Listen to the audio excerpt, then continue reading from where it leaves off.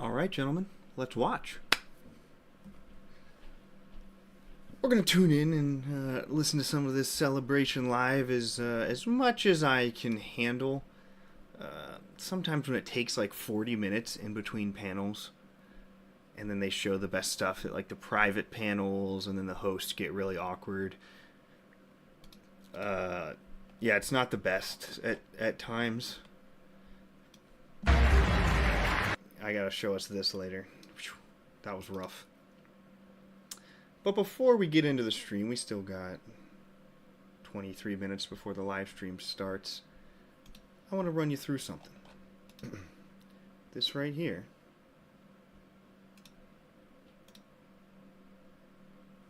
Ooh. AC Bagwell's Star Wars Celebration Project Rankings.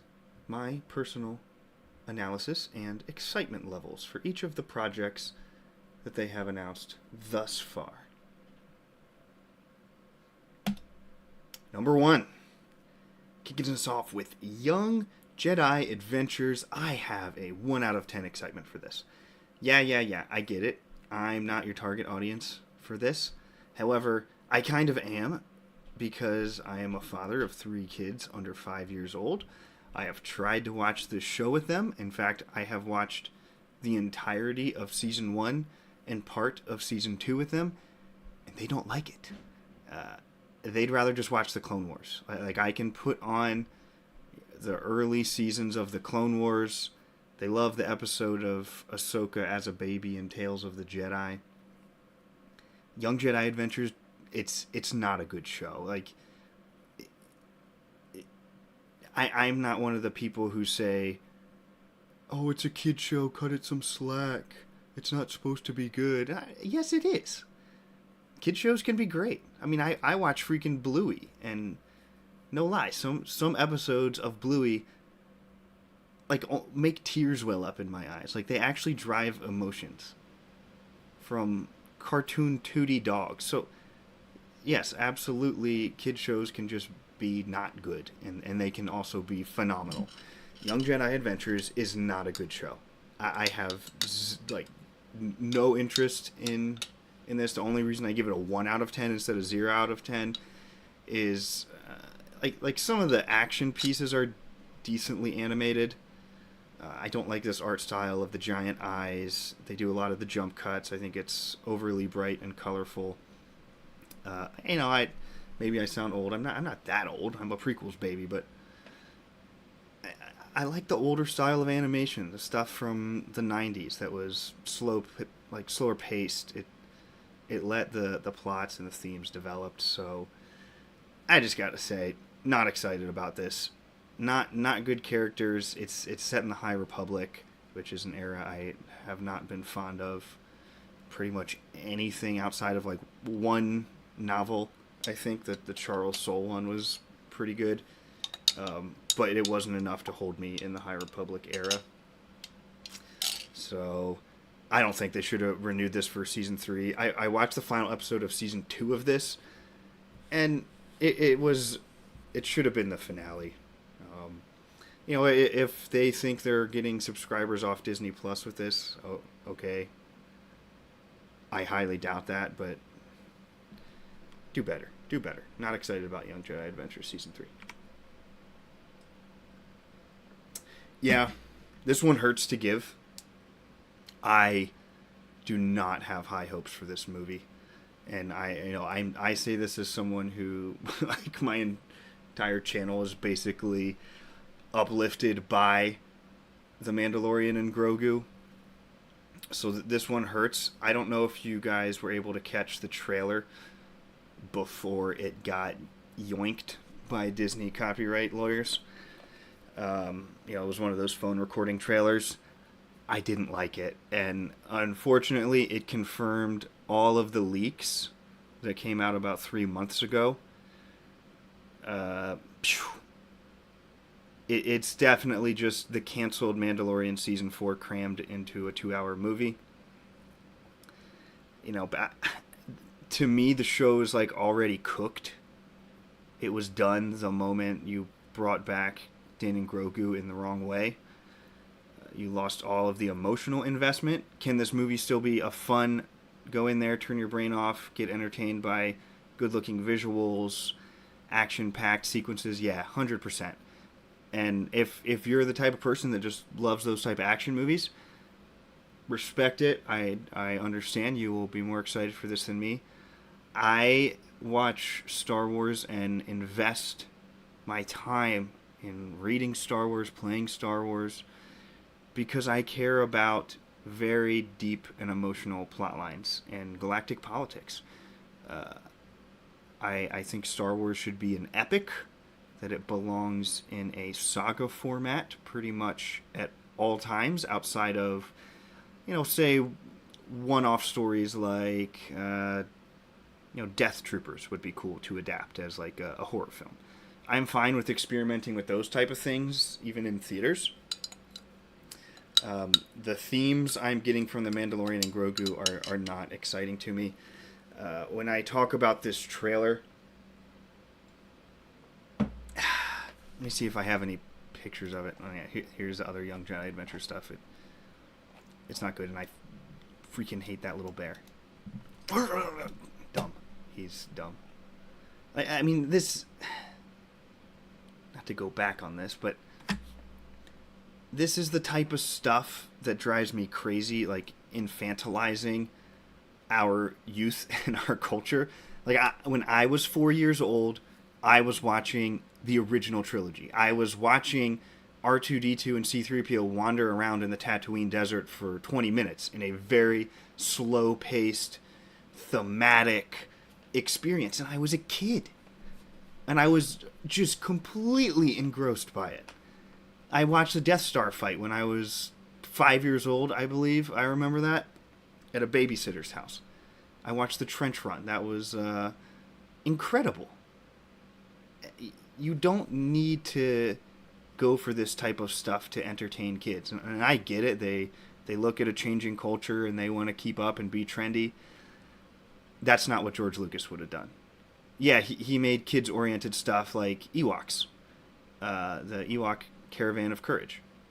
That was for kids. It's very slow-paced. It's very character-driven.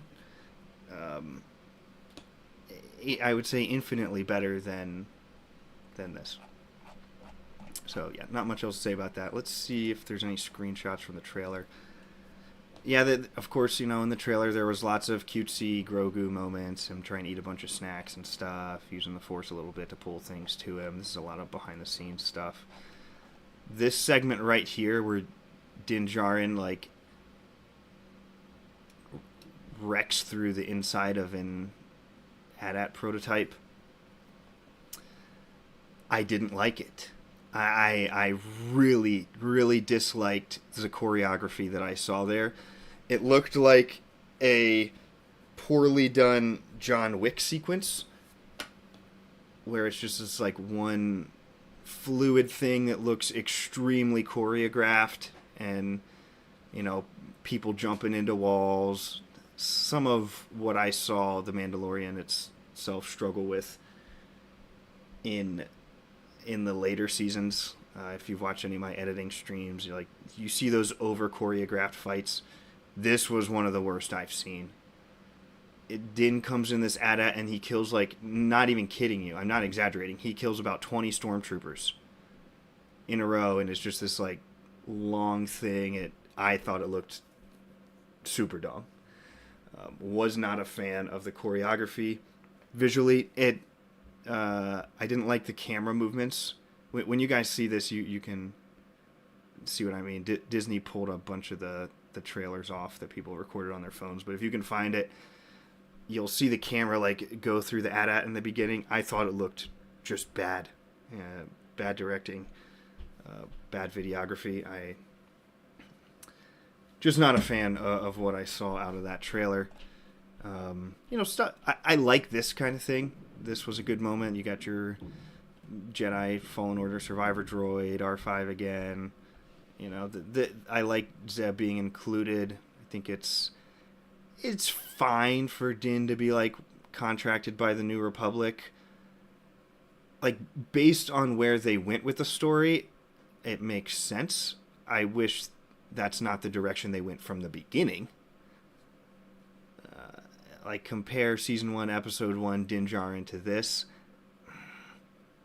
I guess you can say Grogu softened him a little bit, but if you have the opportunity to tell a bounty hunter story, tell a real bounty hunter story. They put the kitty gloves on a little bit with how they changed Din Djarin over the seasons.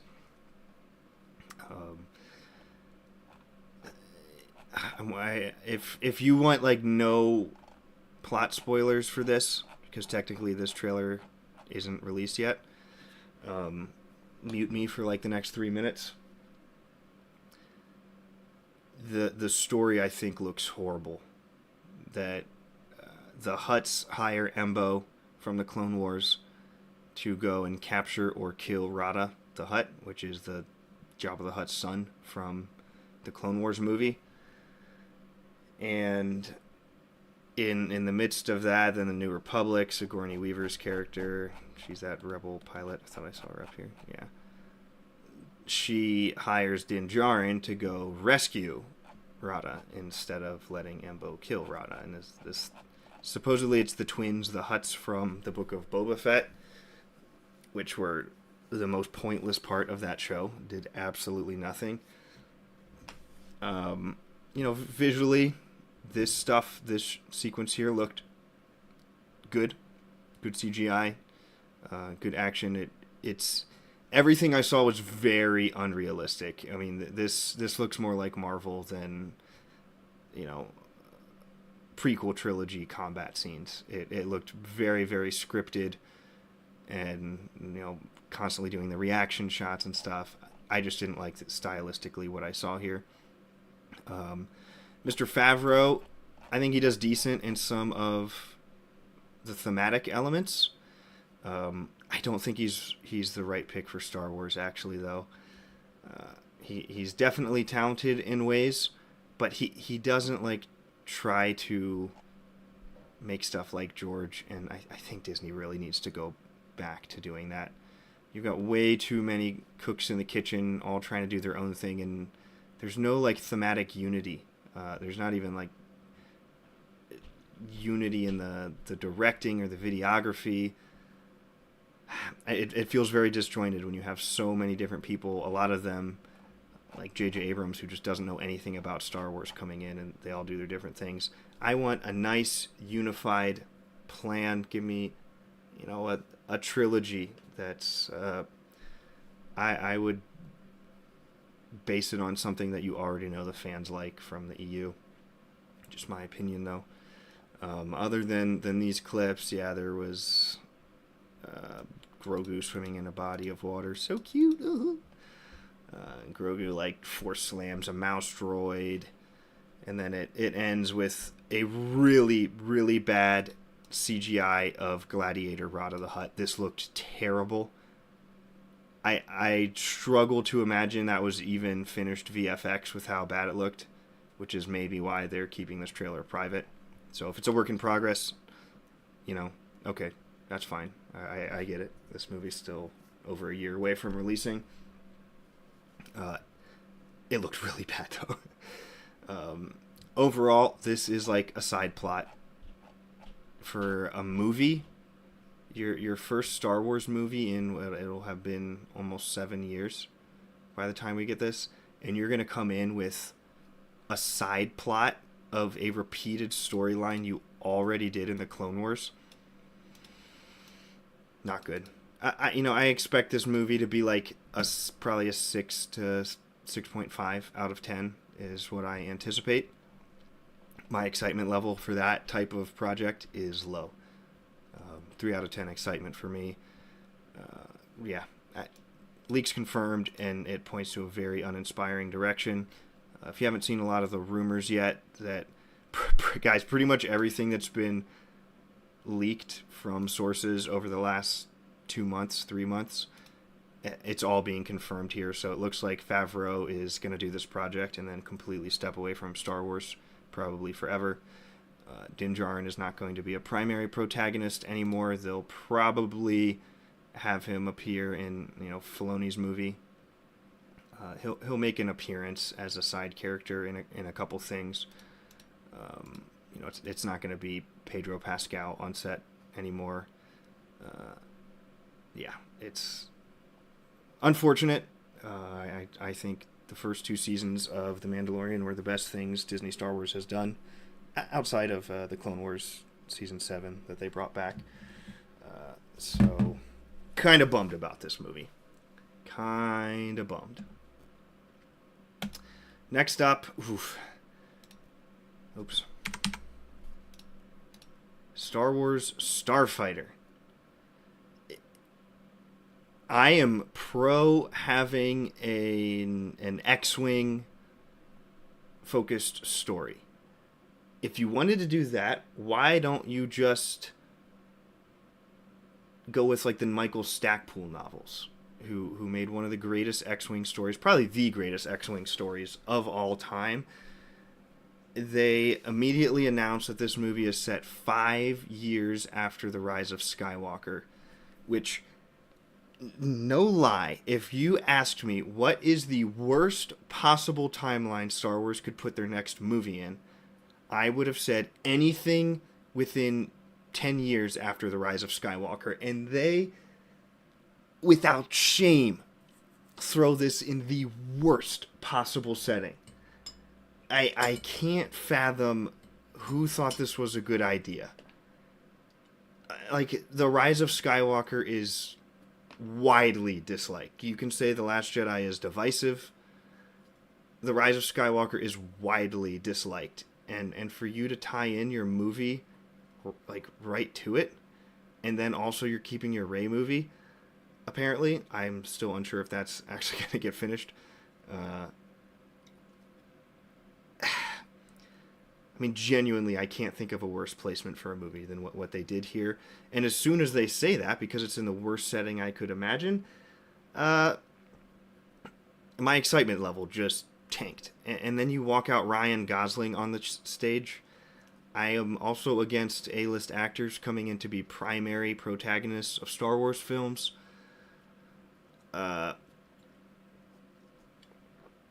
Samuel L. Jackson as a side character, I think, is fine, that type of thing. But you can't be having like these type, like, I think that what they were pitching Ryan Reynolds at some point too. I think Disney was really trying to get a very popular actor into Star Wars, and they finally did it. The director here was Sean Levy. I'm neutral on him. I don't think he is the type of knowledgeable Star Wars fan that Star Wars needs right now to be in charge of direction. They already said this is an unconnected, one-off film.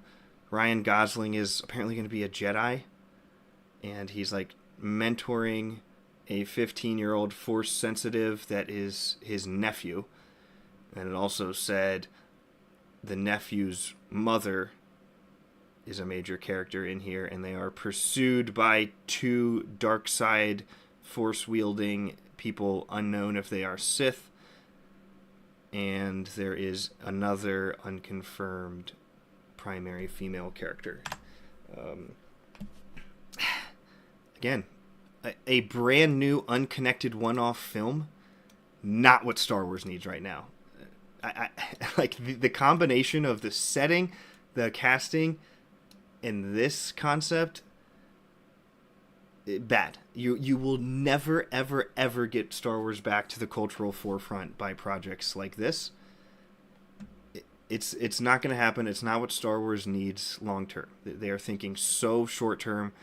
Hey, like, how do I make a couple $100 million on a single theater release is all they're focused on, rather than, hey, how do we bring back the hype around Star Wars that was there in 1999? Even at 2015, is that when Force Awakens came out? Hype was insane. Nothing they are doing is bringing back that type of hype. Let's see, did this stream start yet? This might already be going. Oh yeah, we got the Andor thing on. I'll go back and listen to some of this. There's plenty of downtime in there between panels that I can skip through. Okay, that's my thoughts about Star Wars Starfighter. Not excited. Again, do I think it's going to be an actively bad movie? No. I'm expecting another 6 out of 10. 6 out of 10s are not going to bring Star Wars back. It's going to be safe. It's going to be simple. It's going to be unconnected. And it's going to be a one-off of all new characters in the worst setting possible in Star Wars right now. So, yeah, 2 out of 10 excitement for me on that. Don't worry, there is some good news in this. Tales of the Underworld. I'm not super excited about this. I'm really confused about the character choices they have been making on who to focus for these animated projects. Tales of the Empire, I think, was absolute trash, like genuinely a 0 out of 10. One of my worst projects Disney Star Wars has done. I'd rank the worst things. The Last Jedi is the worst. The Acolyte is the second worst. The Rise of Skywalker third worst, and I would put Tales of Empire fourth worst. Like I think Tales of the Empire is worse than Star Wars Resistance, which was also atrocious. Like all those get zeros for me. Tales of the Underworld, animation looks amazing, phenomenal. Love the style. I like the idea of doing a Tales of the Underworld, but you're gonna do it with Cad Bane, who you already showed die in the Book of Boba Fett in a really underwhelming way, which was like almost the same thing they did with the Morgan Elsbeth character. They tried to do this reverse, where they tried to build her up in a pretty underwhelming way, and then she has a very dumb death. Not impactful whatsoever. I like Cad Bane as a character.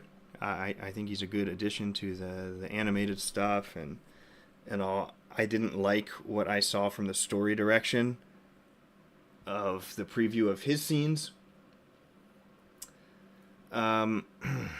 Man, I'm afraid they're trying to go for this sympathetic backstory. Oh, my wife or kid got killed or something, and that's why I got angry and became a bounty hunter. We don't need that for Cad Bane. Disney always wants to try and make these sympathetic reasons for their bad guys to be bad. Like, can we not just get a scumbag and just say, hey, Cad Bane's always been a selfish piece of crap. He's just a self-centered, evil, greedy person. Why do we have to give everybody these, these like, oh, maybe we can make him a little bit of an anti-hero? They're absolutely going to show a good side of Cad Bane based on the trailer. I don't think that's good for his character. And again, his character's already kind of ruined from Book of Boba Fett, which maybe he's not dead because his little breather thing was going. Gosh, that makes me mad. The Ventress arc, I would say I'm a little more excited about. I hate that they brought Ventress back after she died in Dark Disciple. Apparently, they showed this entire episode to people, which would be episode 4 of Tales of the Underworld. And spoilers, if you want to go in totally blind, please mute me for the next 60 seconds. I'll give you a chance. From the plot description of that episode, it opens with her funeral, and it's not necessary. I don't think it's going to 100% reveal exactly how she survived, but like something to do with Night Sister magic, and she's like watching it play out, and Quinlan Voss is in there, which I think is awesome. And then she goes on this, again, villain to anti-hero type of arc where she finds an Order 66 survivor, that's this kid, and this other bounty hunter girl from the Clone Wars, and they all team up and fight Inquisitors. And Ventress becomes this like neutral, kind of good person now. The mentor-mentee plotline has been beaten to death under Disney. It's crazy how many times we've done this. Din and Grogu. You did it with Hunter and Omega in The Bad Batch. It's just over and over and over. These like young kids that they use to automatically garner empathy from the audience. They use them to soften the main protagonists. Like, how many times in a row are we going to do this? Ventress's arc was awesome when she like became a bounty hunter. after this like dejected Sith assassin. You should have, if you were going to tell another Ventress story, why the heck would you not just animate Dark Disciple into a movie? Everybody loves Quinlan Vos. Everybody who knows who Quinlan Vos is loves him. He's an awesome, amazing character. His relationship with Ventress was very intriguing. This is something that crossed both the EU timeline as well as the canon timeline. That book is accepted in both. I don't understand the decision making. I think some of the themes in the show look okay. I'm pretty mid on all of this. Again, I like everything else. I think this will end up being probably a 6.5 to 7 out of 10. My excitement for that type of project in animation is a little bit low. Next, I hope they do a Tales of the Sith and go give me a Plagueis short story. Bring back Malgus or something. You know, he has a short story that was already published. Just animate that. Do that kind of stuff. Show you some pictures of this. You know, there's Ventress. I think that haircut looks horrible. Hate that. Okay. Next. Hey, look at this. We are in something positive. I can do it, guys. I'm not a hater. Like, I'm just trying to rate these things objectively. Let me catch up on some chats first.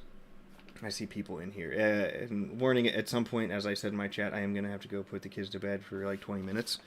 So feel free to tune into the stream, and I'll just throw up like a loading screen for a while, and then I'll come back and watch some of the panels with you guys if you want. I'm going to be watching them anyway, so if anyone wants to hang out here and talk. If anybody even wants to like come on and voice chat, I'd be open to that too. Darth Goob says, surprisingly unexcited for anything announced so far. Star Wars needs something big and well written. Oh, yeah, no doubt. I am, consider me whelmed. Oh, wow, how disappointing. I can't remember what that was in reference to, but I agree, because everything up till now has been disappointing to me. There's something about everything they've announced that sounds horrible. Yeah, nothing here I would say like knocks it out of the park. Like when they announced season 7 of the Clone Wars was coming back, I would have rated my excitement 10 out of 10. Man, even when they announced like The Last Jedi, I thought The Force Awakens was kind of mid, but that it had a lot of setup to make a good trilogy. I was very excited for The Last Jedi, especially with the marketing. I thought they were going to go this story of Luke Skywalker became so powerful, like Grandmaster Luke Skywalker, in his old age, past the age of where we saw him ever in EU after the Crucible novel, the oldest Luke Skywalker we've ever seen. He just becomes like so powerful that he is pretty much like afraid of his own powers because he has dabbled in both light and dark. And that was part of the reason for his exile and like searching for the original Jedi text to like ground himself again, because he is a person with a force power unlike any ever, I would say. So that's where I thought they were going. I was like 9 out of 10 hyped for The Last Jedi. Never liked Rey as a character. I did like Kylo Ren as a character to start.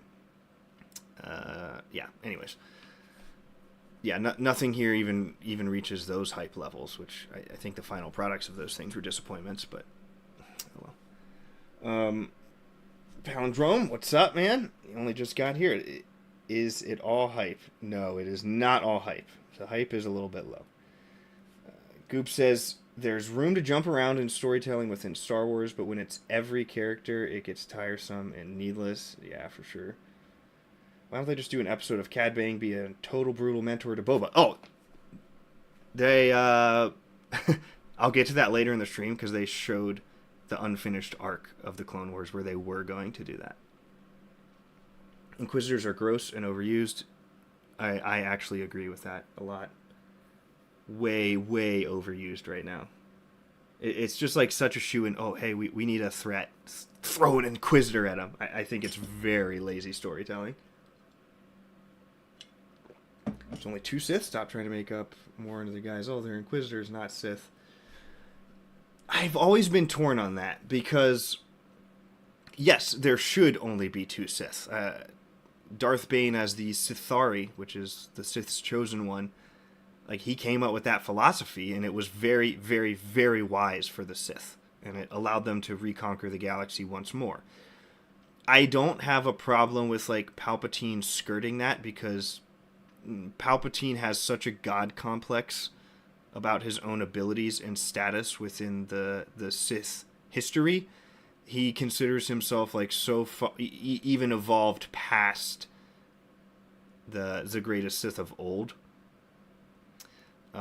Which there's an argument to be made that he was up there for sure. He's top 5 of all time, no doubt. So I'm fine with him like skirting the lines, thinking he can control Darksiders while still only teaching the majority of Sith doctrine to a few. I think that is in character for Sheev. Why don't they just do live action Clone Wars? They keep teasing in these shows. Ewan and Hayden and Sam Jackson aren't getting any younger. Just do it. It's like they're afraid to win. And rumors are they are going to have some extended live action Clone Wars sequences in Ahsoka Season 2. So I'm excited to see that. Yeah, I think they should announce like an 8 episode thing and just do it for real rather than like throw it in flashbacks in another show. Yeah, I don't know. That it does feel like they are afraid to win. There seems like such layups that fans would just drool over and praise them for, and it's like they just run the other way every time. I don't understand. Okay, Maul Shadowlord. I am excited about this project after what I've seen. This is a new animated show. It looks still like the Clone Wars animation style. There are some slight differences, I would say, and Filoni did talk about how they've changed some of like the pre-render process and are kind of experimenting with a few new things, and you can see it in this show. So I think this is going to push the Clone Wars animation style farther than we've ever seen, which I think is also very exciting. There's a lot of potential for a dark show here, and I really hope they don't put the kitty gloves on with this storyline. If you were going to tell a Maul Shadowlord story, as an heir of Maul Shadowhunter, the novel, which was one of the darkest and most violent Star Wars novels ever, you got to go dark. If you're going to do this, you cannot be afraid to go dark, and I don't know if Disney has the balls to be dark. That's my only concern here. Like, if I knew you were going to do a dark Maul story in animation, I'd have this up at like a 9.5 out of 10. I'm limited because I'm afraid they're going to try and be a pansy with it. Part of my excitement and justify this score is also that the Clone Wars composer Kevin Kiner is returning for this, which is incredible. He is, I think, one of the greatest modern composers. I would even look at him to start doing live-action Star Wars in the future, post John Williams era. Definitely consider him. In this show, there's been rumors of this for a while, and again, I'm going to talk about some of the plot leaks from the leaked trailer that came out. If you don't want to hear anything about Maul Shadowlord, please mute me for the next 60 seconds. So in this trailer, it shows a lot of underworld Coruscant stuff. Animation looks amazing. Action looked amazing. Lots of crime lord stuff going on. Maul like rolls in on these gang members who are arguing over something petty, and he just like slashed them up. It looked like it was going to be pretty violent, so that got me a little excited. It plays out. It was the leaked trailer was really hard to hear what the dialogue was saying, so I can't review it fully. But at some point, Maul discovers a young, Force-sensitive red Twi'lek female. I don't see how this is not going to be Darth Talon, which I think is awesome because George Lucas really wanted to use that character. He loved her from the EU, and he wanted to use her in his own sequel trilogy scripts, and he was going to have Darth Maul come back and train Darth Talon.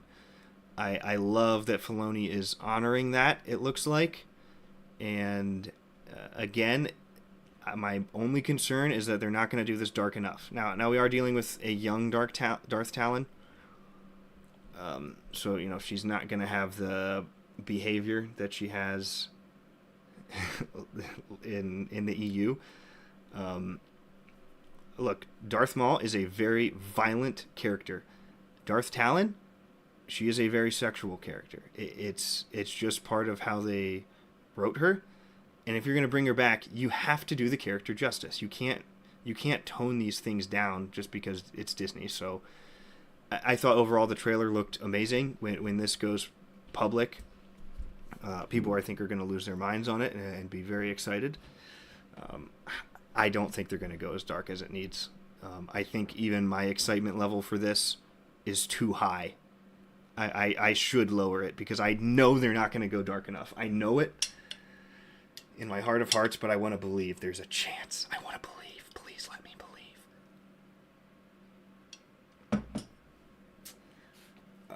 believe. Goop says I'd be excited for the Maul series, but then the Acolyte happened. They won't go dark. It'll be lighter than when they did the Clone Wars for sure. Ugh, please no.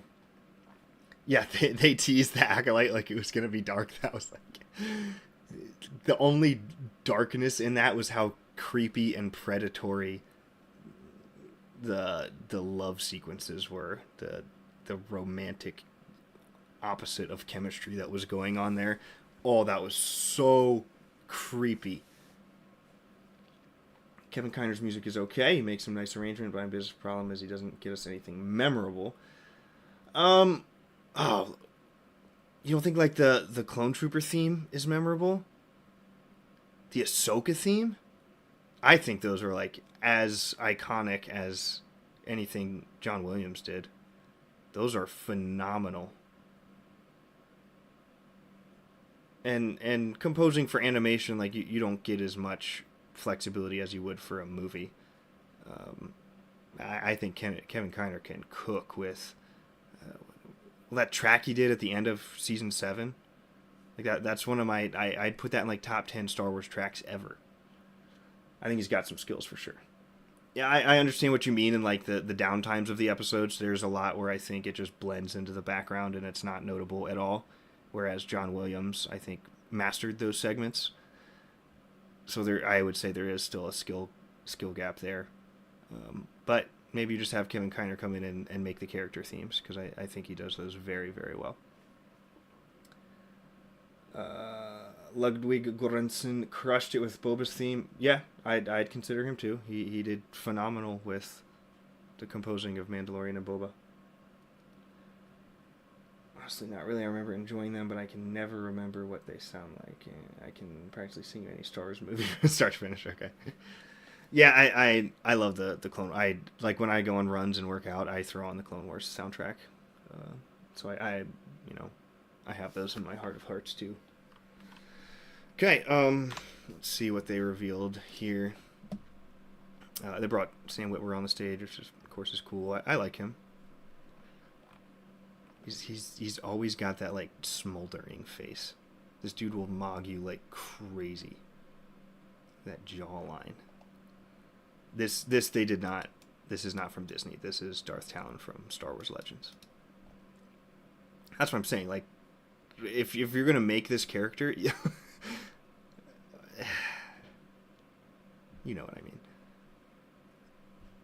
What I anticipate Filoni is going to do, knowing Filoni, let me see if the trailer I watched has gotten taken down yet. I'm not going to play the whole thing because Disney will probably delete not only this stream but my entire channel. Okay, this trailer's still up. Anybody there's your URL up there if you want it. I just want to show you what I think. So there's basically Kid Talon that Maul discovers. What I anticipate, knowing how Filoni directs and how he is so very vague with a lot of what he does, I would anticipate they are never going to say the words Darth Talon in this show. Maybe at the end of the show, she starts to like do her tattoos. And that would kind of tell us, okay, it is going to be Darth Talon. I don't see him whatsoever going in and just like confirming, yeah, we're doing a Darth Talon thing. It's going to be like dragged out, and maybe we get a little tease. And there's going to be new canon stuff that's injected in here. They'll change some stuff from Legends.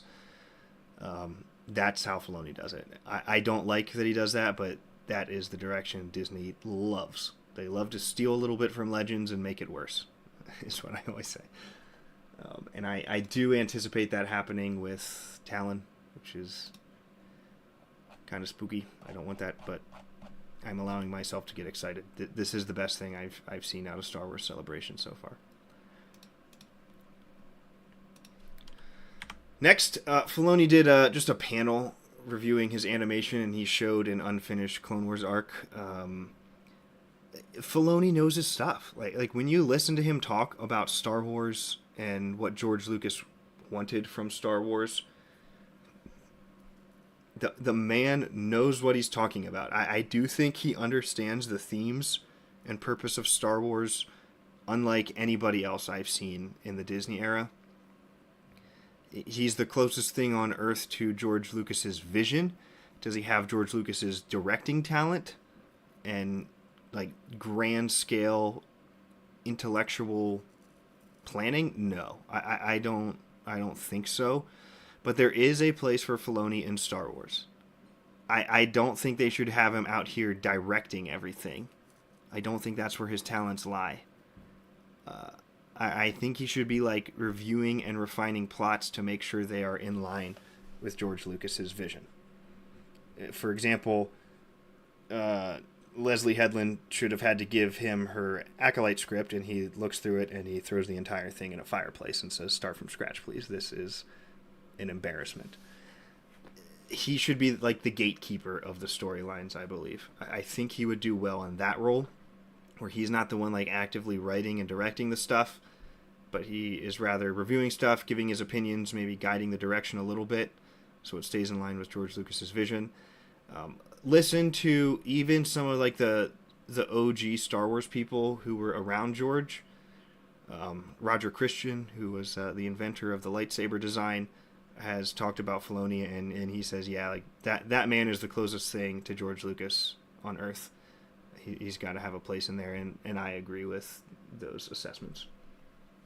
Overall, this panel was good. I loved hearing Filoni talk about George Lucas and how George Lucas innovated the animation side of Lucasfilm. It was LucasArts at the time. And yeah, this panel was worth listening to.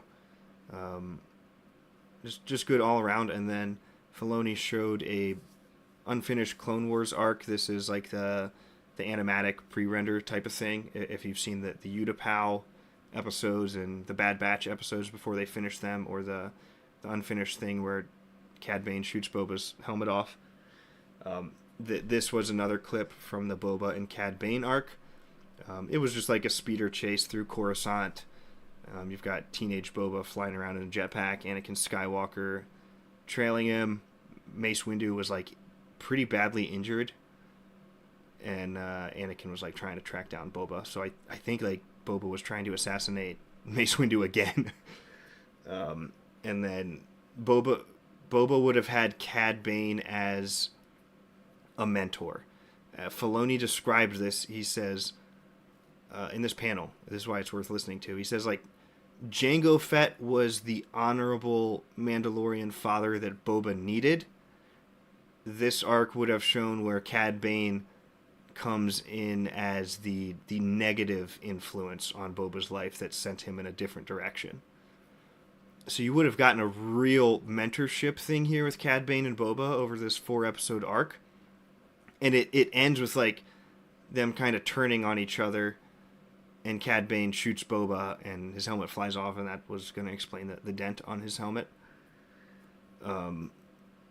That would have done so much good for the Book of Boba Fett show. I don't understand why they didn't finish this.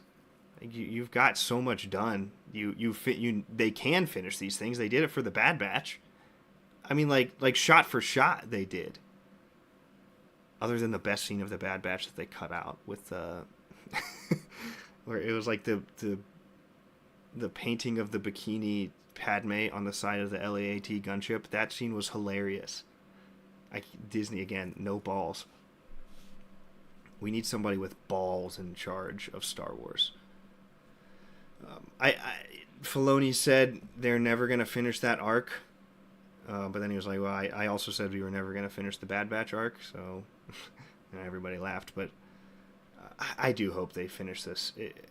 Especially if you're doing like a Cad Bane origin, you're trying to make him into a major character. This would be a very important story to tell.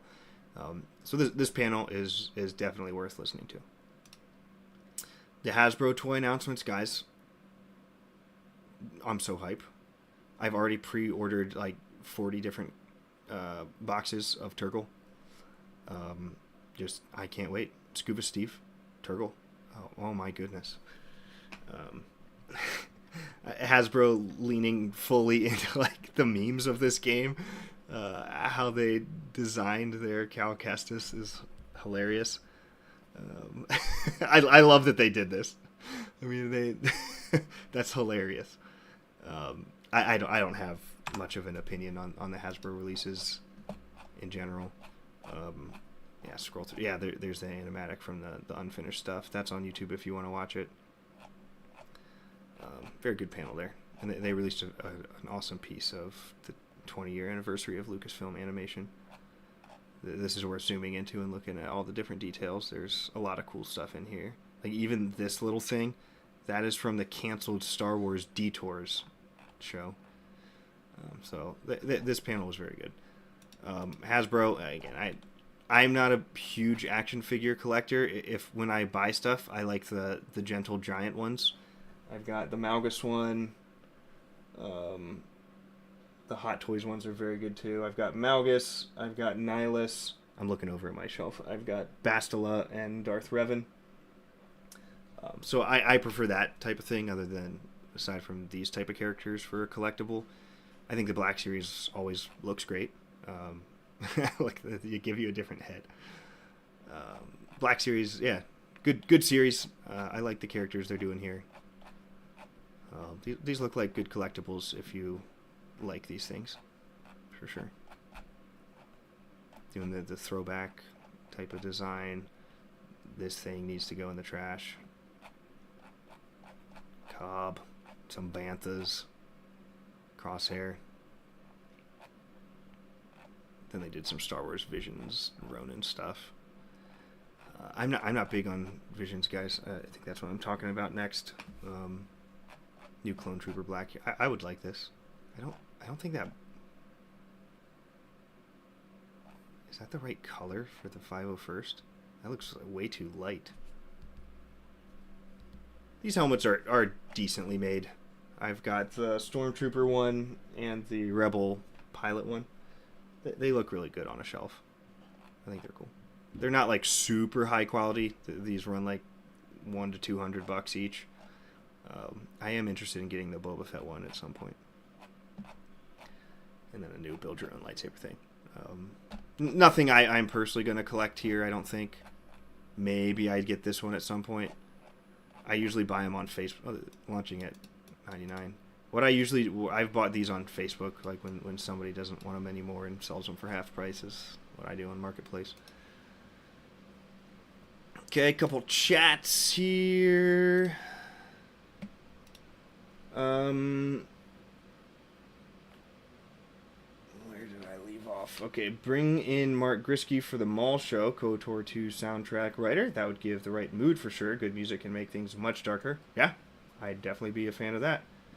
Adding in a apprentice for Darth Maul, I think, is a decent idea. It's a character whose fate we don't know, but Maul wants Ezra in Rebels, so there's something's got to happen there. I know, yeah, like if the timeline they're choosing to tell this Darth Talon story rather than like in the sequel era, you're gonna have to explain where Talon goes. And then, guys, I'm gonna say it now. Don't be surprised if by some Night Sister magic, Darth Maul does not die in Rebels and we see him again. I'm telling you right now, prepare yourself. I genuinely believe within the next 10 years we will see Darth Maul in the Mandoverse in some form. I am anticipating they're going to unwrite his death. If they're going to do this whole Talon thing, unless they like really cleanly explain why Talon doesn't team up with Maul, but with what I see of Filoni trying to do, bringing back George Lucas's vision for the Maul and Talon stuff, they'd have to bring back Maul to do that, and I wouldn't put it past them to do that, especially Filoni. That is 100% something he would do. He cannot throw away his characters. He cannot do it.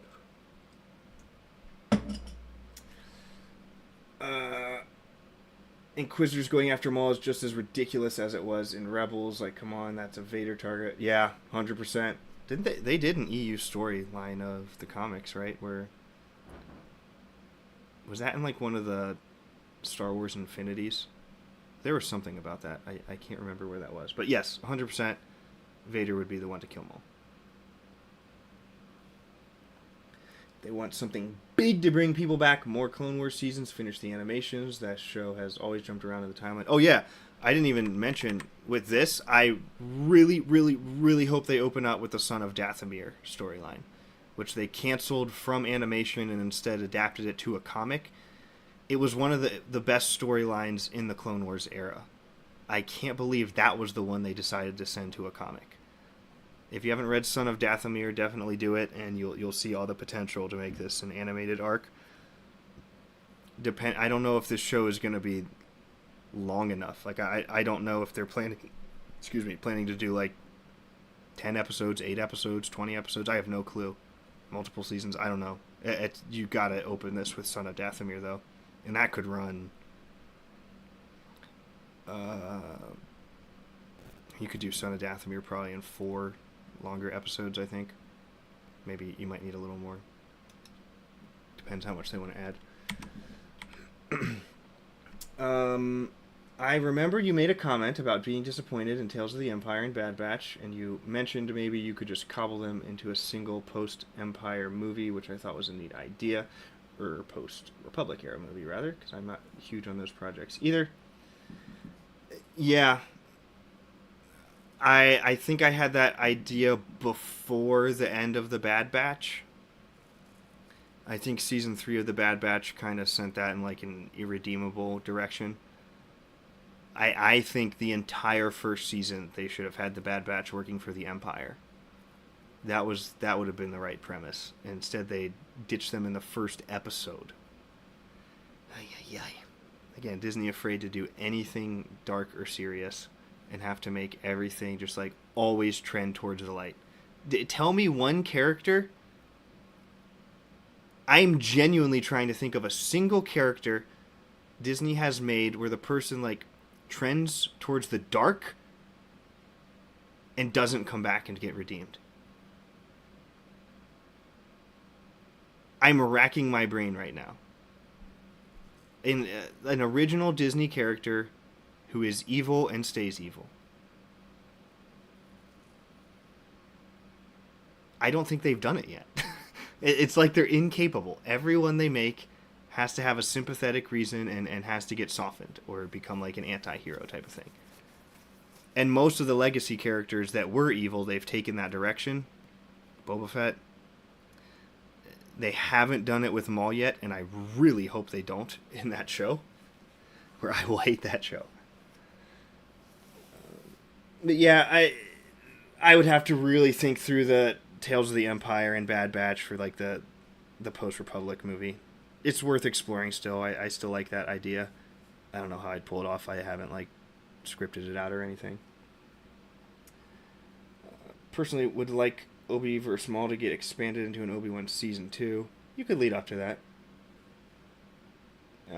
If they're going to do Obi Season 2, you got to wipe everybody who was involved with Season 1 in any way.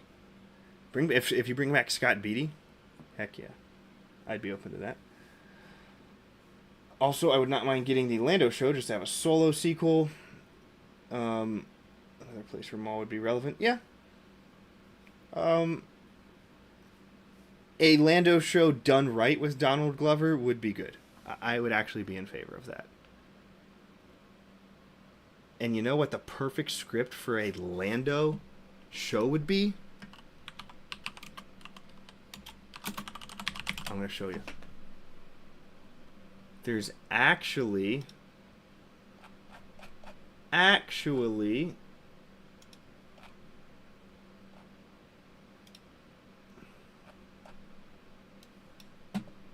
This. You want to make a good Lando show? Adapt the 1983 Lando trilogy. These things were absolutely loved by everyone. These are phenomenal books. The Mind Harp of Sharu, The Flame Wind of Ocean. These books are awesome. And these aren't like super dense, impossible to read things that would never work for a movie. Look, this is like tailor-made to turn into a movie. It's such good Lando writing. Just do this. Please, just use the EU. Don't understand. Seems like that's where they're going for bringing back Maul. Yeah, even with the plot line and the pirates coming back together, seems just like this. Just like he tried in Clone Wars before the crime gangs. It was good to split up the Bad Batch having Crosshair in the Empire with the others, just trying to survive was a good comparison. Should never need him. Yeah, I agree with that. That was a cool contrast, seeing that split. I would have liked that storyline still to happen, but I think the Bad Batch should have stayed with the Empire for the entirety of Season 1. And like maybe at the end you have this big dramatic moment where they split off from Crosshair. I would have loved that. Okay, finally to the Manga Mania. Look, I don't read manga. I'm not interested in Visions because it is all outside of canon EU. Or I've watched some of them. I watched like the Ninth Jedi, whatever like the Ronin one was. Yeah, they're good animations. Like the studio is talented in doing what they do. I don't think it's a good format for Star Wars storytelling. If you want to do like an over-the-top type of animation in the era of the Clone Wars, the Tartakovsky stuff, sure. I wasn't, I'm just not into this type of art style in general. I know some people really, really are and love it. So for them, I am happy. My excitement is just low because it's just like a lot of repeated stories just in manga style. And it's like authentic manga. And then they're doing a Thrawn one too. I mean, this would look. I watched Full Metal Alchemist. I'm not like an anime hater or anything. There's very good storytelling in anime and manga style stuff. And maybe there is a place for this in Star Wars. I'm just not excited about it personally. If you are, cool. I understand why some people would be. Oh boy, this one was rough. This one really disappointed me. I might have to up this, actually, because of one thing on the menu here. Overall, though, I'll go through a lot of these abysmal announcements on the books and comics side of things. The book sales, Del Rey released their numbers like a year ago. They released their High Republic sales. So bad. Abysmal sales on the High Republic era. They launched that whole era with such high hopes, and it has bombed unbelievably bad. So I want to go through some of the print stuff. I haven't kept up as much with the Disney canon. Just look, my faith in Disney has been shaken. I don't trust that they have a plan for a lot of stuff. I have read some of their things. When they get Timothy Zahn to write the books, I read all the Thrawn books. Those were good. They're not as good as the old EU stuff. Disney has done some good things with their print. I've read some of it. I am going to be buying this. This is beautiful. If you haven't seen this is a re-release of the Revenge of the Sith novel from Matthew Stover. This was the EU adaptation, and George Lucas actually read this thing and approved it as deleted scenes in the movie, basically. So this is a top 5 Star Wars book of all time. The writing is so good in it. Matthew Stover is incredible. I gotta show you the side of this book too, because this is not only a phenomenal book, but this is like an actual collector's piece. Look at that. This is how it feels to be Anakin Skywalker forever. That's a quote from the book. So this is like a collector's book. It's $60. that thing is loud. Okay, that's a little dramatic. And then inside of the book, Matthew Stover has added 170 new annotations of him explaining how and why he wrote certain things and just giving his commentary on Star Wars. So if you're a fan of EU stuff, or even just this movie in general, I would recommend supporting this type of thing. Is it a money grab from Disney? Yeah. But at least it's not like a pure money grab, because they did allow Matthew Stover to like add his own customization in here. And I think it's good to support the old EU authors who built Star Wars. Honestly, some of them built Star Wars up as much as George Lucas ever did. Like, in the era where George wasn't directing, I mean, people like Timothy Zahn saved Star Wars. Like, the EU and the toys gave George enough money to do the prequels. So we do owe those people a lot. And Matthew Stover definitely contributed with 2005, one of the best Star Wars novels of all time. Industrial Light and Magic, this is going to be cool. I do like that. It just goes through history of that stuff. This is nice. Some of these behind-the-scenes books in this format that Star Wars has done, I can't remember the title of the other one I read, but they're very good. This couldn't care less. 0 out of 10. Hate everything about this. The High Republic Adventures comics are horrendous. They're so bad. Yeah, I mean, you can tell they're bad just by looking at them. I don't even have to explain why. Nobody can look at this and tell me this is a good comic. A good Star Wars comic. Come on. This is trash. I think this is supposed to be the finale of the High Republic era. They are finally closing this thing because the sales have been so abysmal. Again, I fell off after like the first novel, and once I read like the first comics, I was like, ooh, gross. I think the Nihil are terrible antagonists. The galaxy the High Republic made with like I forget whatever the zone of the galaxy that people couldn't go in.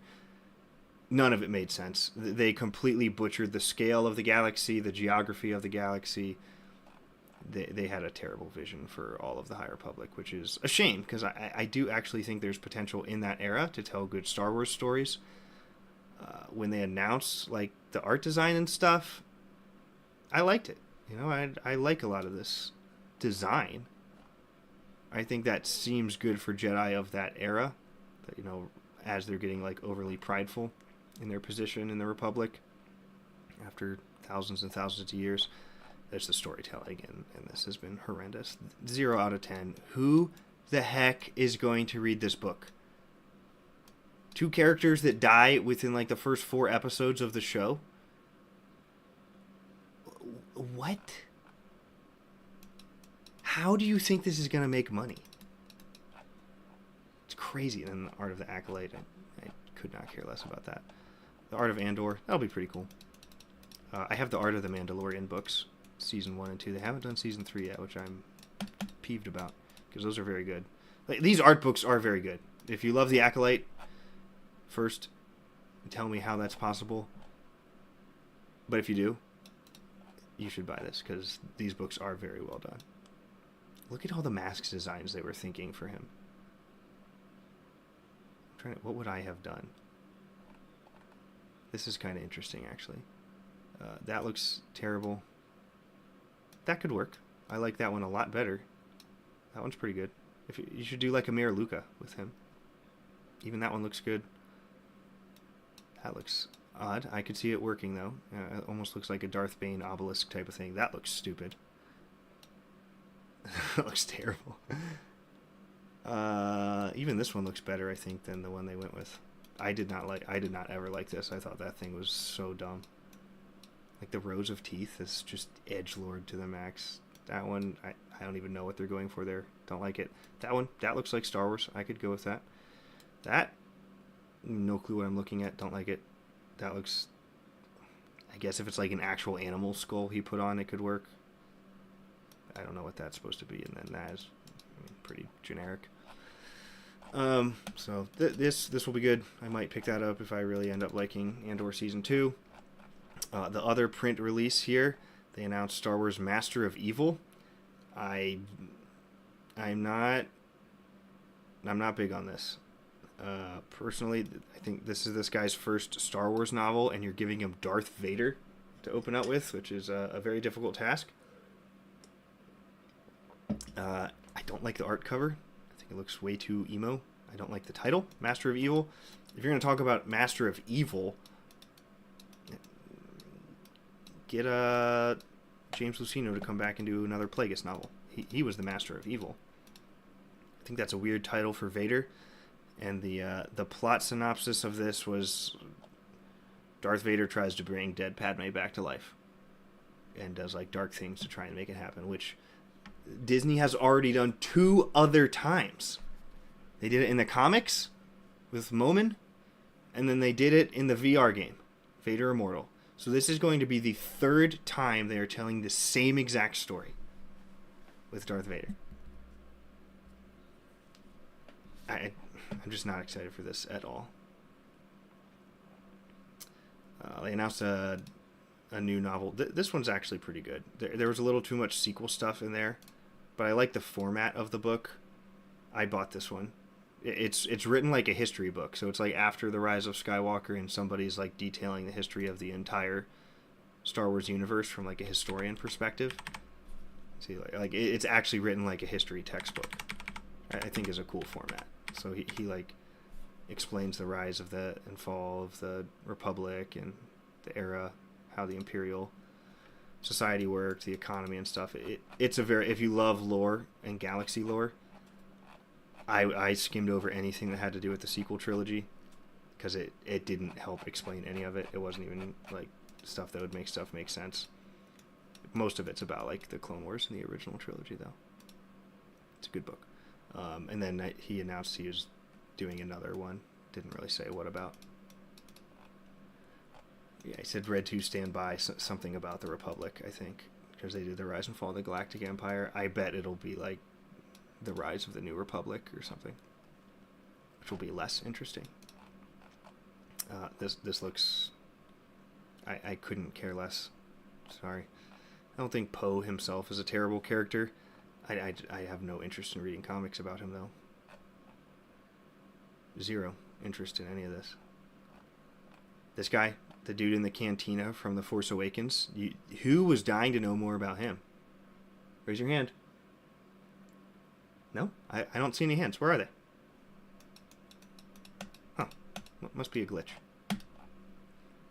Yeah, they announced a bunch of Poe Dameron stuff. This looks better, just in terms of art style, than the other one. I'm a big comic fan, so I've read a lot of Star Wars comics. But I mean, everything Dark Horse, a lot of the Marvel stuff. I think the comics have really deteriorated in like the last 5 years. They've gotten pretty bad. They announced more of the Legacy of Vader, which is like the Kylo Ren stuff. I haven't read this. They announced a new Knight of Ren, a female Knight of Ren. Ooh. I haven't read this. I don't care. I don't. There's really no way that they can get me to ever consume anything sequel trilogy ever again. It's cooked. Like you're gonna end it with 8 and 9 unless they redo those movies. When you know the ending of something is so bad, why are you going to be excited about the build up towards it? If you're like, I mean, that's the biggest problem with Game of Thrones to me. I loved Game of Thrones. One of the greatest stories I've ever seen. I read the books after the show, but when you know how the show ends, I haven't watched House of the Dragon. Because I know it leads to crap. I haven't watched the Last of Us TV show. I don't want to get invested and then get disappointed if they mess up season 2 and do it like the game. When you cook your ending and you just tank like that, you're never gonna build up hype for the early stuff. Like for this. High Republic stuff, after the Acolyte, you're never going to get people to read this book. I mean, there will be a very, very, very small sect of people who were huge Acolyte fans for social reasons. I would say it's impossible to be a fan of that show for storyline reasons. You can lie to yourself and say that, but it's just objectively not a good story. I'm not saying people who like the show are invalid people or their opinions aren't true. They can like it all they want. I'm just saying it's impossible to say The Acolyte was a well-written show. Impossible. You can say I liked it. It was fun. I acknowledge it has flaws, and I still really like it. Totally fair. I do that with EU stuff all the time. But I'm not out there saying, hey, this thing was amazing. I want more and more and more and more of it. Which is oddly how that fan base gets. It's just like this small obsessive cult. What else? They announced Jedi Knights, which is like a Keller and Beck focused thing. I'm happy Ahmed Best got his moment.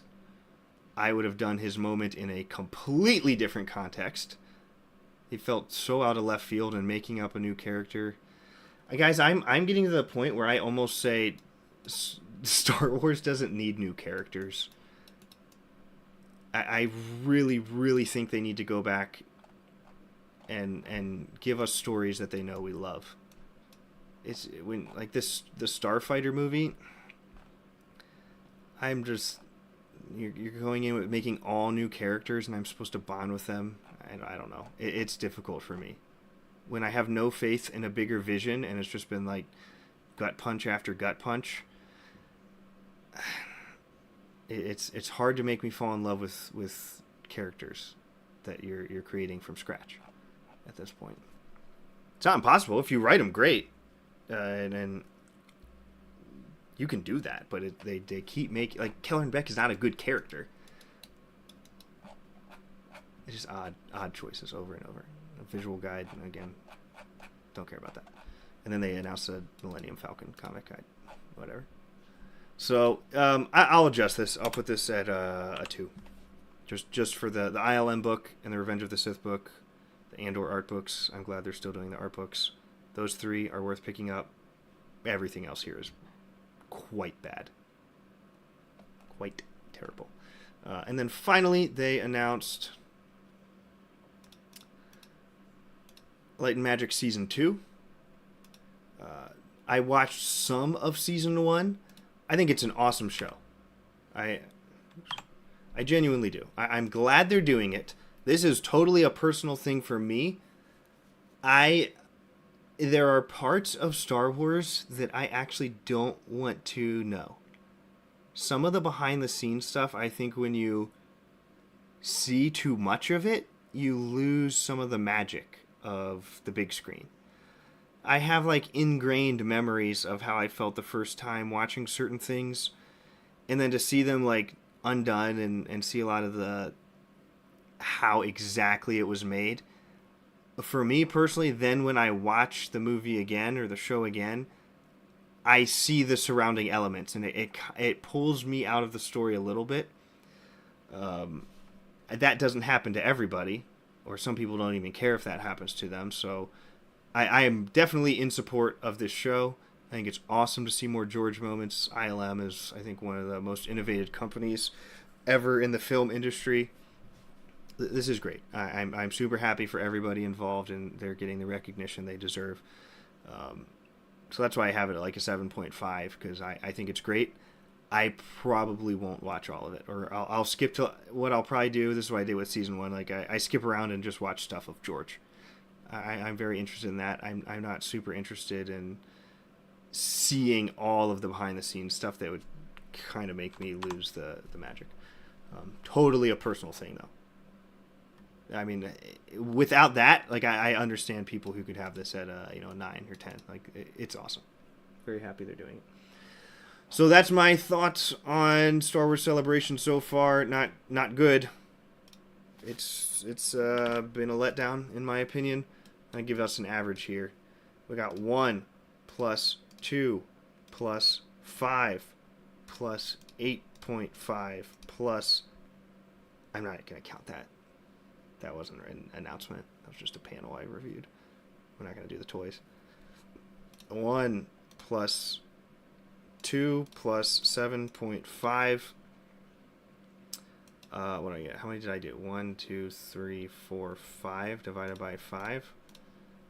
Yeah, that's about how I feel. I think that's very accurate. I am at overall like a 5 excitement level, basically. Very neutral. Disappointed. I want to be at a 9 again. I can get to a 9 again. I have it in me. I know I have it inside my soul to get to a 9 or 10 excitement for Star Wars. They're just not doing it for me right now. So be it. That's thus far. I'll tune in to day 2 here in a second. Catch up on the chat. I like the color palettes they used in the High Republic era, but I had no interest in the stories. But yeah, 100% agree. Art style, great. When they released like the concept art for the lightsaber designs they were going to do for the Acolyte, I thought a lot of them were amazing. They ended up going with a totally different style, which I thought was bad. They wouldn't have saved that show, but yeah, they did have good design direction for how the era of the High Republic should look. I will give them that. It was unique, and I want each Star Wars era to feel unique. That's very important to me. And to show you what I mean by that, like, if you're going to do something in the original trilogy era, it needs to have a 70s to 80s feel. Hairstyles need to be that way. Technology needs to look that way. I'm trying to find something I posted just recently. How did I put that?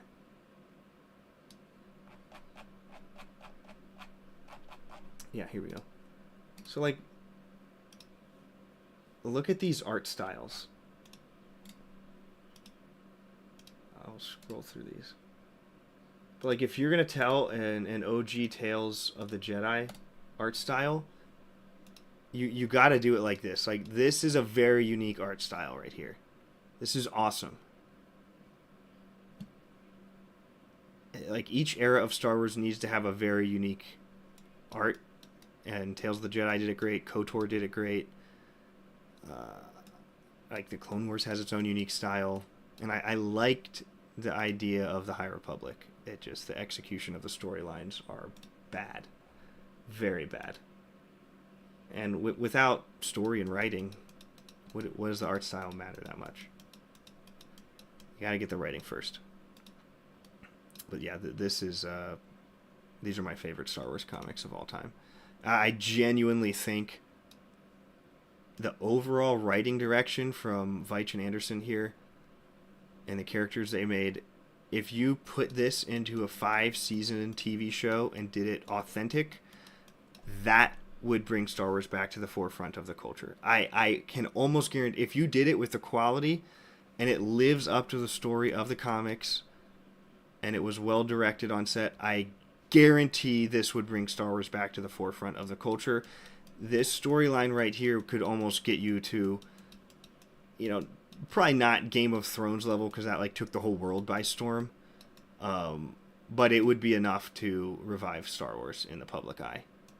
Like, everyone would be like, oh, Star Wars is cool again. Did you guys see the Tales of the Jedi show? Dark Lords of the Sith? The Redemption arc? The comic arc is so good. That thing will make you cry. That's what I do. Hire me, Disney. Are you watching my stream? I'll do it. I volunteer. You don't even have to pay me. I'll just do it. Just give me food. Cover my lunches, and I'll do it. That's how much I love Star Wars. Okay, so we got a few panels have been going on. I've been rambling for quite a while now.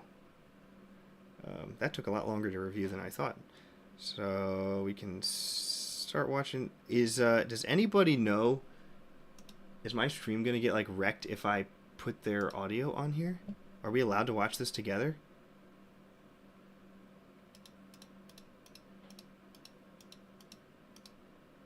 Hey, what up? AD looking fresh.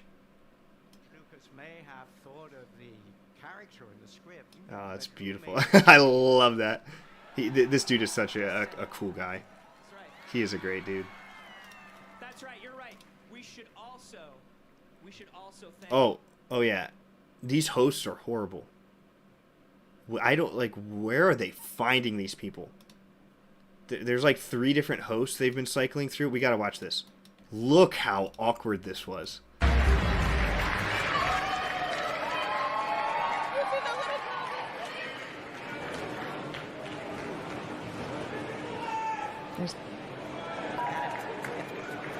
Earlier this year, fans finally got a glimpse This was of how live. gritty and dark. Like that. Like the camera cut to her and she like didn't know. Maybe that's not her. Like she's like checking. Maybe that's not. I don't know if that was her fault or not, but she does not recover well either. Earlier this year, fans finally got a glimpse at how gritty and dark Star Wars can truly be with the Disney Plus series Andor. Now, the cast and crew are looking back at how they crafted this story, characters and worlds that sparked a rebellion. And while there weren't any cameos from RX droids, I don't know if her teleprompter is this broken. oversight slide. I So, feel bad for people so when long that as we happens. get one in season 2, right? All right. Well done. All right. What? Let's roll the panel. I died when I saw that happening. I was like, what is going on? Poor girl. I mean, it seemed like there was some technical difficulty, but also all of their hosts behave like that. Like, it's these like super fake plastered on smiles. I don't know. They treat the room like it's a bunch of toddlers. Like your average person in attendance here is probably a 40-year-old man. And it's just their, I don't know, their energy is really weird to me. There's a lot of Japanese people. I mean, it's in Japan, I know, but that's cool.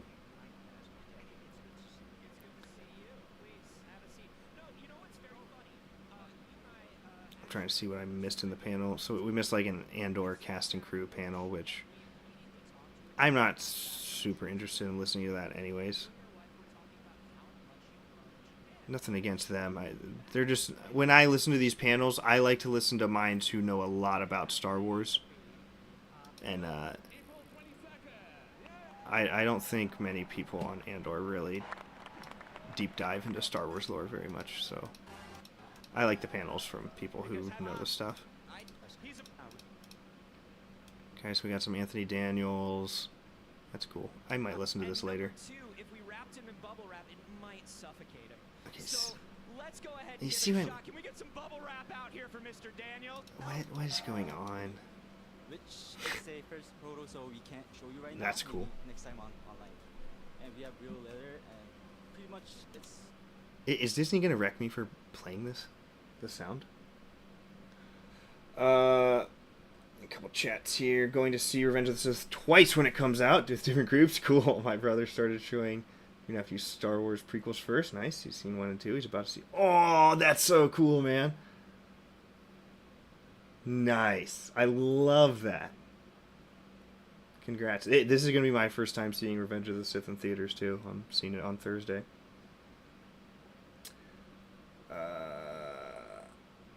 They can grab my money when it's worth it.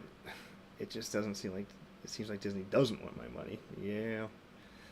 Like the Era and Jedi Survivor. Not enough to read anything else to do with it though. Yeah, I read the initial Jedi Fallen Order comics. It's like about Cal Kestis's. It wasn't the Jaro to Paul Master. It was like who was like the artifact. It's the guy. I barely remember it. He's in the second game too. He's like the archaeologist Jedi character. I read that and it was all about like the Zepho species and world and stuff, and I was like, whatever. And then I've heard from a lot of people that the tie-in novel for the second game is the worst Star Wars novel ever.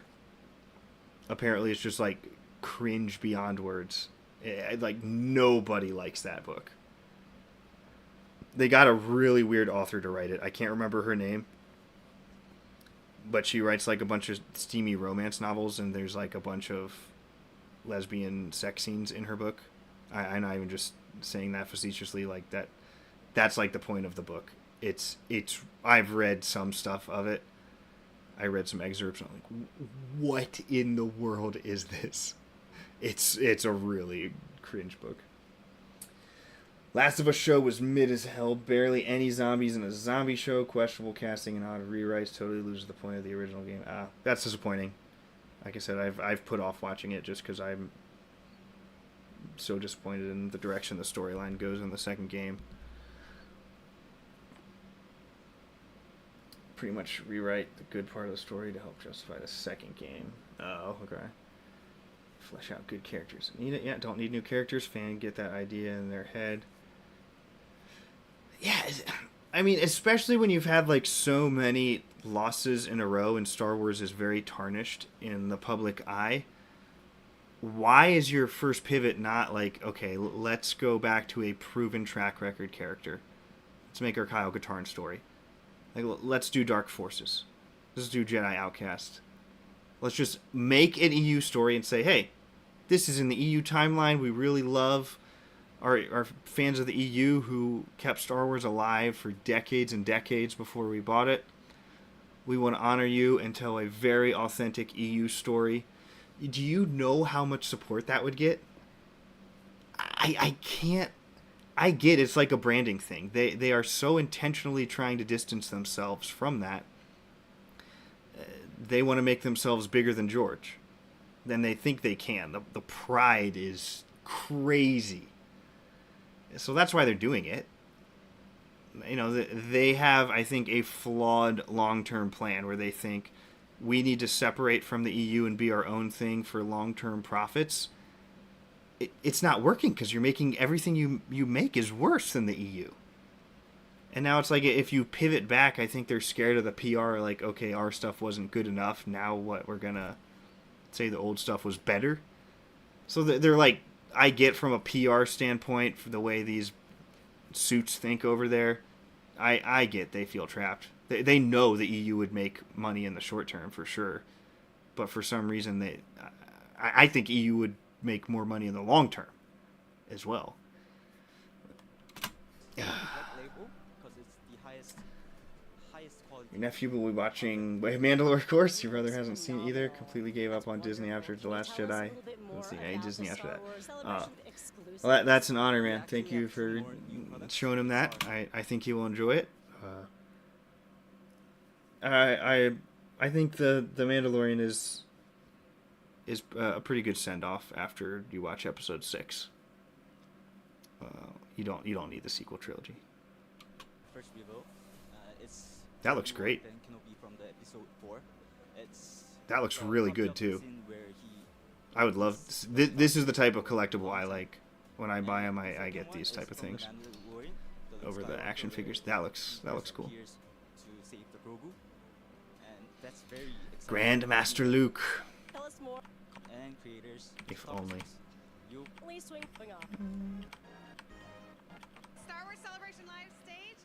A lot of good action delivered. Pretty cool. Oh, this is that they're showing off the Turgle. Knit him, Chris. I do. Knit him. It's funny. Death Trooper helmet announcement. I've never been too big on Death Troopers. They're just alright, whatever. They didn't do much with like their characterization. Like they come in and they're no better than an average stormtrooper. So it's like why are they a Death Trooper? They die just like anybody else. I think the Purge Troopers are cooler than the Death Troopers. I like that. That's cool for a collectible though. That light. Love it so much. All right. Yeah. And then, of course, like all our Black Yes, Series we will not be watching the sequel trilogy. No, I respect it. I mean, I have some people who are massive Star Wars fans, some of my friends, and I mean, they say like the sequel trilogy damaged their opinion of Star Wars so much. They say like it's even hard to watch the original trilogy because they still associate them together, and one of my friends is like, I genuinely don't like Luke as much as I used to because I saw Mark Hamill acting like that, and that like Mark Hamill is Luke to me. So I personally don't get that way. I am so easily able to divorce the sequel trilogy out of my mind from actual Star Wars. I so easily do that, and it doesn't affect the original George stuff at all for me.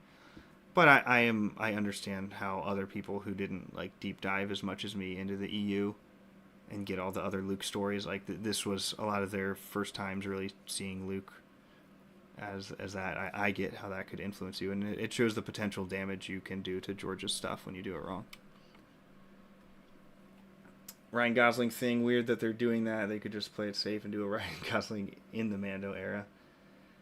Yeah, I don't like anything about that Ryan Gosling decision. Nothing. Brother went from going to the theater in a full Kylo Ren cosplay when TFA came out to never watching Star Wars again until now. Oh, brutal. Yeah, Disney has done that to a lot of fans. I bought a Kylo Ren t-shirt before The Force Awakens came out. That's how hyped I was. I'm not like a big t-shirt buying guy. I have 2 Star Wars shirts. Actually, I now have one because I threw away the Kylo Ren shirt after The Last Jedi. I'm not even kidding. Took it out of my drawer and threw it in the trash can. Never was going to wear that again. My other Star Wars shirt just says Star Wars. It's got like an X-Wing flying through. But yeah, it just goes to show like that they built the hype for the sequel trilogy really well. It just It's all noggins. utterly collapsed. Boys bring me some Okay, droid's coming out. Ooh. Hold on, I saw something good. Star Wars: The Old Republic has delighted adventurers. Yeah. Who wanted to live out their own I'm a big Star Old Wars Republic story fan. for 13 The game. Years. But the team at Broadsword has put together a trip down memory lane Aw, to show the stories I wanna that see got us this. to this point, as well as a sneak peek on where the story's headed next. Nice. Take a look.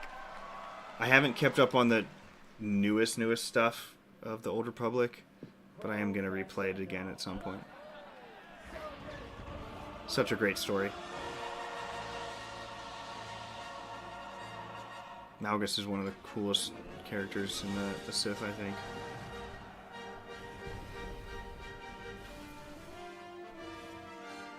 These animations are so good.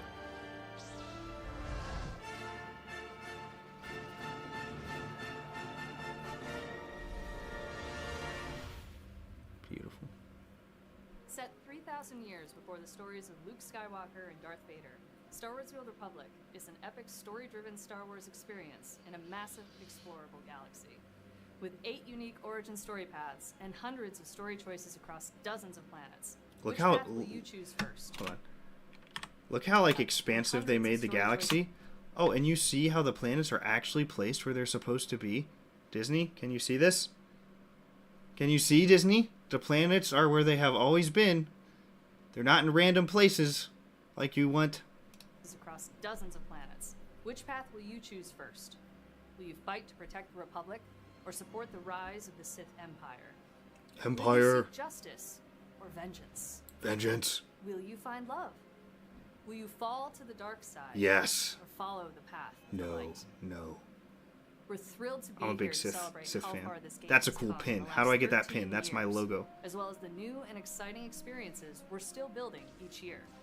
We've added many chapters to the epic story saga. New and improved gameplay systems, unique gear, seasonal events, dynamic encounters, and more. This is a living, breathing galaxy, filled with countless details. Art style's great in this game. And you don't have to do it alone. Make allies or enemies in co-op story experiences. The worst thing of this game is the matches, gameplay. I'm not a fan of the starfighter battles, gameplay and large group of the like the encounters. ground combat like In this. addition to new content, we have continued to enhance It's- the there's game just, with like, modernization no in difficulty. environments, lighting, characters, It's and very technical simple. performance, But the and story countless quality of life and improvements across the game. the ability to Our current develop your story, own Legacy of the character Sith, The infamous and Darth his Malgus has set his personalization and sights on the demise of character the Old arc is Republic just and the unparalleled. Empire. You can Intertwined in truly Malgus' tell like plans your are the Twi'lek siblings your Sahar own and Star Wars Rakan story with Katee. your own unique One, character. a former It's amazing. Padawan who's lost her way. The other, a protege to the rogue Mandalorian. I haven't played Red this stuff yet, so And anything as with past all like the stories of the 7.0 Republic, Onslaught at the update, center of all of this I never is played you. that. Through all the twists and And then if you turns, guys didn't know, the they allies and the enemies, what your EA bought choices BioWare, determine what comes next for the and galaxy. then BioWare We want to give a heartfelt thank you sold to the everyone Old who has Republic shared to and Broadside continues to share Entertainment. their love for this game. So this is not From the all original. Like she is developers not who the built these original experiences, to the actors that breathe creator of this life game. into our Another stories, company is to just the like players who maintaining have it and found doing home very and small community updates. And in our worlds. I don't think We're it's been still as here good 13 since years later because of your that love, transition started passion, happening. and enthusiasm for Star Wars: The Old Republic. Thank you. Still love the And game. may the Force be with you.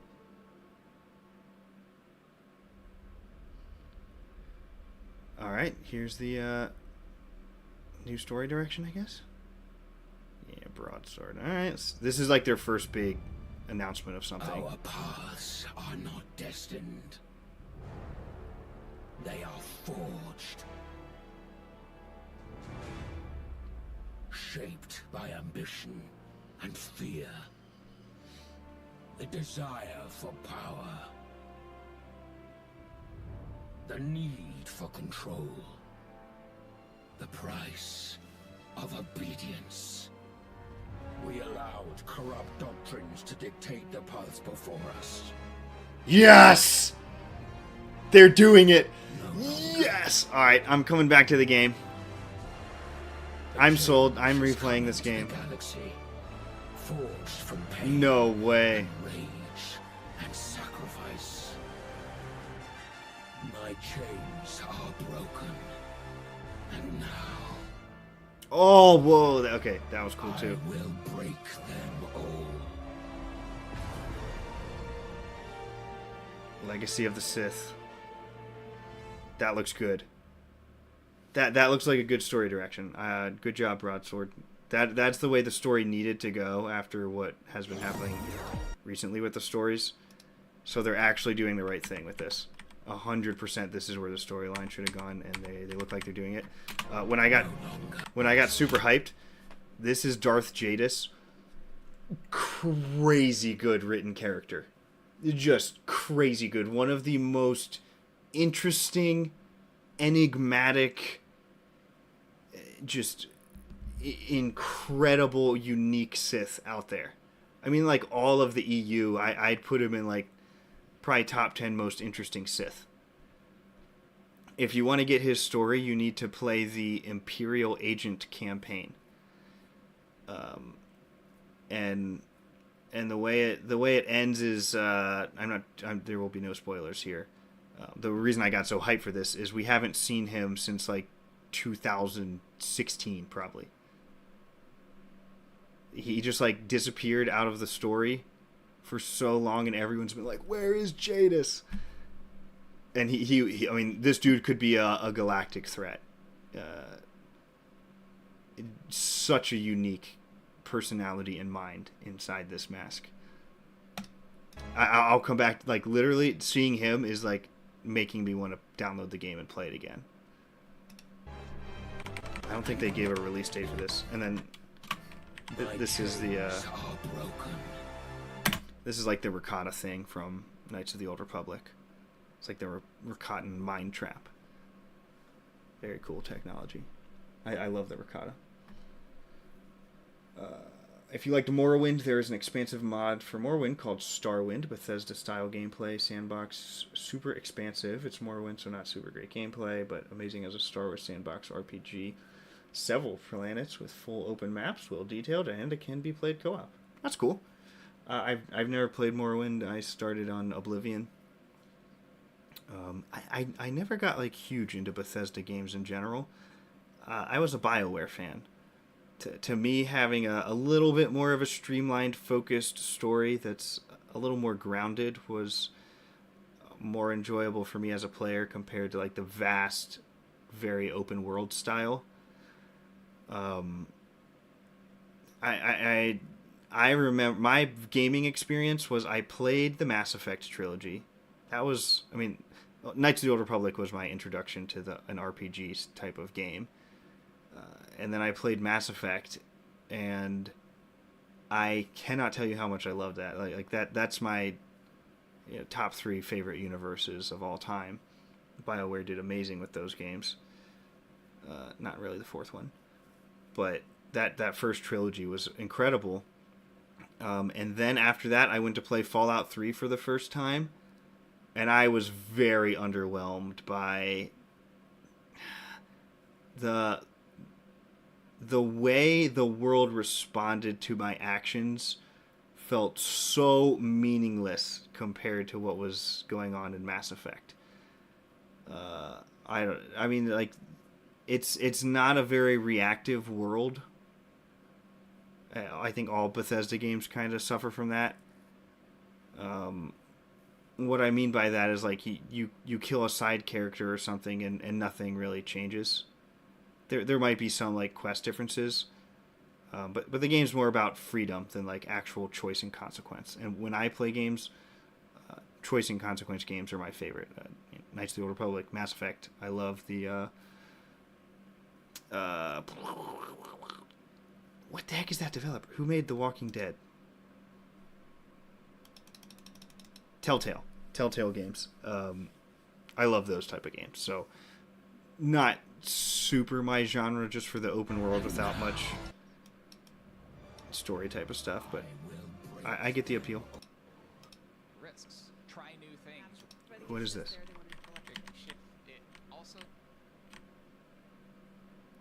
I know they're doing a... And no community lunch, no bit. Is this the panel on Zero Company? Nothing like Star Wars Celebration, am I right? Right? What are they announcing? Magic, we have Lucasfilm Technology, a very own senior Oh. vice president of creative innovation, digital production, and technology. A very succinct title. This is like the ILM stuff, I think. It's 50,000 more people. key celebration, right? Nothing glamour and Also, about heartfelt way. and it's awe-inspiring. Walked by This is more about sandbox simulation or BioWare is great for the stories. Yeah, that are not totally a afraid to preference take thing. risks. I think both Try and are tighten great match on that and panel do what in they their career. do very well. Decades, 5-0, pretty fantastic. It's like but makes what no is the- sense why BioWare after Mass Effect decided to make Anthem, which was like one of the worst gaming flops of all time, just like completely outside of their skill set and genre. They tried to make like a live service action RPG, flopped so bad. I knew from the first trailer, some people got so hyped for that game. They wanted it to be like the Destiny killer. It was like a Destiny style game that was just terrible. I saw that first trailer and I was like, this game looks like trash. I don't know how people got on the hype train for it. But a Destiny style game is not my genre to begin with, so maybe people who really like that stuff are feeling it. Her favorite memories from working at ILM. Reviewed was a I gotta ask. I might listen to this one later. so keep All in his have the It doesn't- 25-year anniversary. It's doesn't not seem taking books, super showing terribly what interesting, on the but- art techniques that and things we're breaking into. that I'm a big fan of. Has I hope her Lighter, teleprompter is darker. working You now. wanna talk- dark is Wouldn't want to. Christian Bright ILM vert Mandalorian Grogu coming back into the current. yesterday team are I love that we're. What happened? for the first time if you want it they can Alright. Not too much happening in this panel. Just very generic ILM talk. They've had this like Japanese chef who's been like cooking up meals in between. Like he's actually up there cooking. He's got this droid that like turns and brings him ingredients. He's like a famous Japanese celebrity chef, I think. He's just been up there just cooking this whole time. I think that's cool. It's good Japanese culture integration. I'm at the jewelry brands booth with Chris. How are you doing today? Set or pin Jewelry. Love it. Oh, and I see. It's got the cog metal Grogu's necklace and a little pin, Beskar pin, and then also we have the Skyber crystal from Andor. That's okay. And Grogu's signet that the armor. I don't think made. I'd buy any of these, but And they look pins, keychains, visually and everything quality else. nice. Thrawn's ranking badge. So you can wear. Well, it's if you're a bunch of Star Wars. Celebrating Oh, there he is. Star Wars carving sensation. Nice ideas. Never. You got it. Okay. Not most of the Lose a finger, antennas coming Cam. out. I would say, like, if I paid a bunch of money to fly to Japan, and I wouldn't want to see this. That's not why I would fly here. To watch a host try to chisel a mouse droid. Oh my gosh. Okay. Oh, I see what you're doing. Okay. Yes. Same thing. So is this step in front? A lot of Star Wars Celebration is just really awkward like this. Easy to watch, you know, like if Uh-huh. if you use daikon radish, do you know daikon? Like Oh yeah, sure. Oh, yes. Radish, you said. That is yes, yes, radish. They're hosts. That is so They don't seem like real people. and Why? Every single one is like so over the top animated. Together. we are yes. And there's a difference between like being playing a character, I guess, or playing it up for I guess audience entertainment and engagement, but you can tell when it's fake. The audience can tell, and I think a lot of the hosts for the last three Star Wars Celebrations, honestly, since Disney, the Disney hiring of the hosts, Your neighbors. they're very right? For they're very odd. Yes. fun with Star Wars. It's the fake enthusiasm, because they don't have a lot of releases that are creating genuine enthusiasm, so they gotta force it in there somehow. That's cute. Rancho Bunch is of kids' all about drawings. the force of imagination and they keep his one. See some of the cosplay. Oh, look at that. That Lando looks really good. I like that.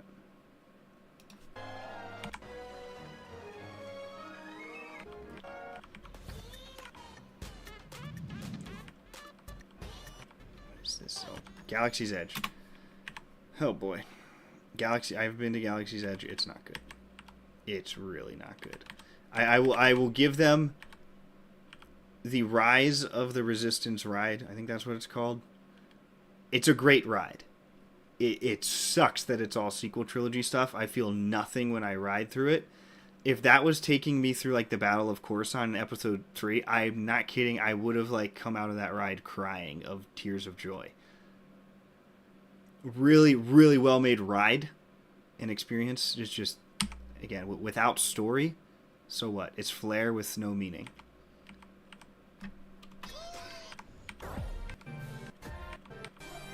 And the food at Galaxy's Edge is nothing to write home about. It's really odd stuff. Of course, blue milk. I will say the blue milk was good. I bought this Ronto wrap. It's a freaking hot dog on a flatbread. Okay. And it's got like coleslaw on it. They try to make everything like Andoan fruit. Well, okay, it's a pineapple. I mean, I don't know. It's like $10 for a fruit cup, of course. Yeah, it's not like fine dining. It's a freaking hot dog on a flatbread.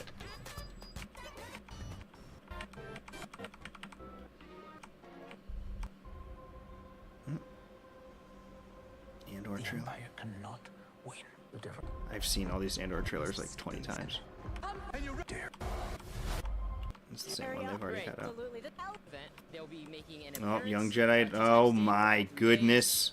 Skip. Don't let me look. I don't want to see that.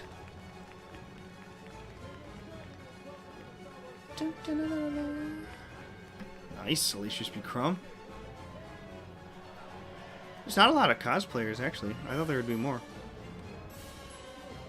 It's probably hard to stand shoulder to shoulder in a big cosplay suit, though. They're probably in the back. Oh yeah, they did announce this. Probably not gonna buy it. Saw you working on your pod last night. Can it race? Yeah, winning races is sort of my thing. Oh, that gameplay is not what I was hoping. I was like considering this when they announced it. That does not look good. Confront the dark side. Oh, okay. Force is more powerful than you can possibly imagine. Vader Immortal was pretty good. I will instruct you in its ways. Definitely not great, but Incredible, good. Captain. How are you doing that? For a VR thing, it was cool.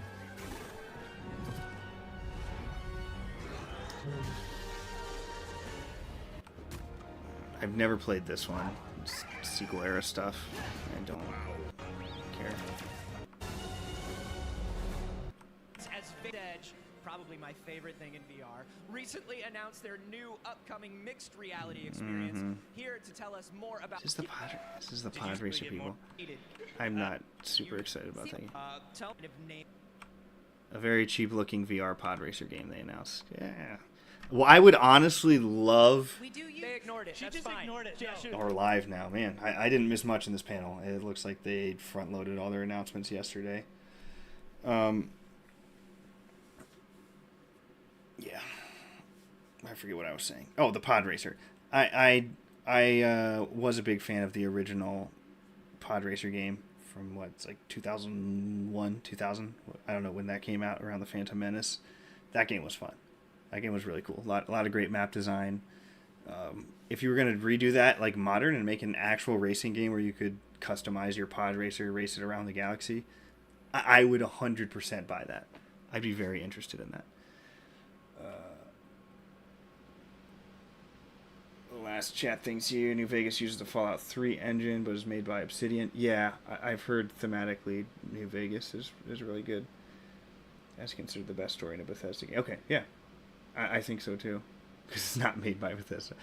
Yeah, I don't think Bethesda knows how to do characters very well. They know how to do worlds, they don't know how to do characters.